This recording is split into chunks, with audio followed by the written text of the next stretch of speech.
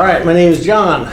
I am one of the many men and women that volunteer here at the RRMC range, and I've got Brody here. He's going to help me. This evening we're taking one chapter or one portion of one of the many classes we offer here, and this is going to address this evening the NPA, or the natural point of aim. As you can see, we've got an empty chamber indicator in there.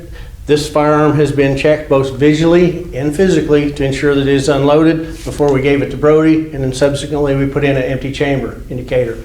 What I'm going to have Brody do is go ahead and attain a natural point of aim in the prone position right here in our indoor range that we offer for BB gun and air.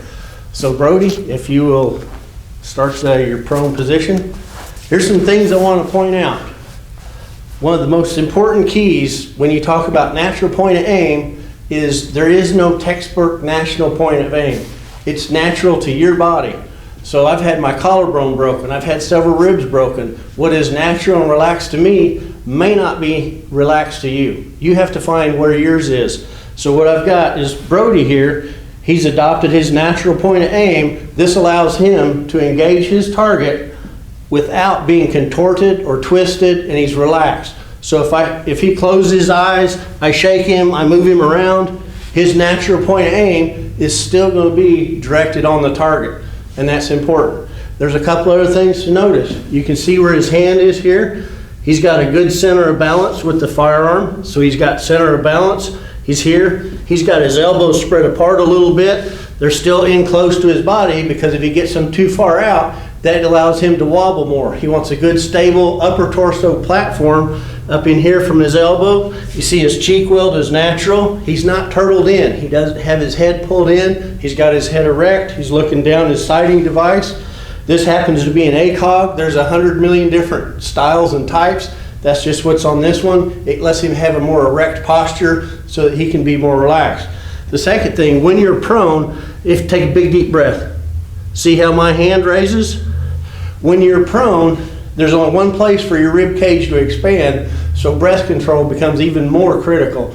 When you're erect, when I take a big breath, my rib cage can expand a full 360 degrees. When I'm prone, it cannot. It only has one way to go, and that's to come up. That changes the pitch of the rifle, so that becomes your breath control is still critical.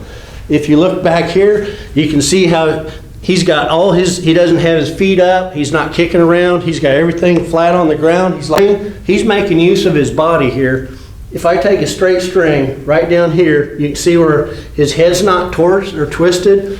He's straight in line. It goes from his shoulder through his hip, and he's on the other side here. That lets his body absorb that recoil and that energy instead of torquing or twisting him. Because when you torque or twist, that slows you down for your second shot. It also takes away from your accuracy.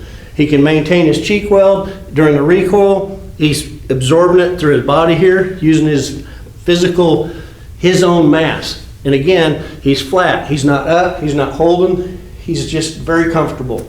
If he closes his eyes, so close your eyes. I'm gonna move this around. Don't open them until I tell you. All right, put it back where you think it should be. How's that look, camera? Is he pretty close, isn't he? Open your eyes. Not very far off at all. That's a sign of a good natural point of aim. He can close his eyes, we can move him around. When he relaxes and goes back, he's still tight. That's a good sign. Any questions? Thank you so much for your time. We look forward to seeing you when we open back up.